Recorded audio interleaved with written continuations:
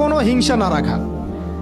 আমাদের সবার এখন মনের মধ্যে যে হিংসা দিয়ে ভর্তি, হিংসাগুলোকে ছেড়ে দেন, মন বড় করে ফেলেন, আল্লাহর জন্য ছেড়ে দেন।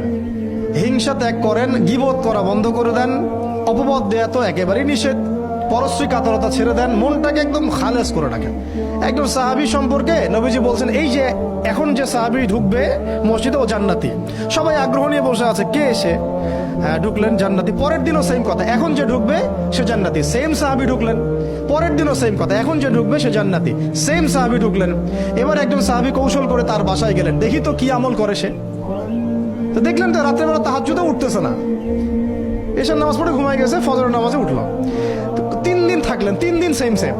তখন তিনি বললেন, আচ্ছা ভাই, তোমার ব্যাপারে নবীজি এরকম মন্তব্য করেছেন, তোমাকে তো এমন করে খাস আমল করতে দেখলাম না। তো তিনি বলছেন, আচ্ছা একটা বিষয় হতে পারে, আমি অত বেশি আমল হয়তো করি না, কিন্তু আমি যখন ঘুমাতে যাই আমি সবাইকে মাফ করে দিয়ে ঘুমাই।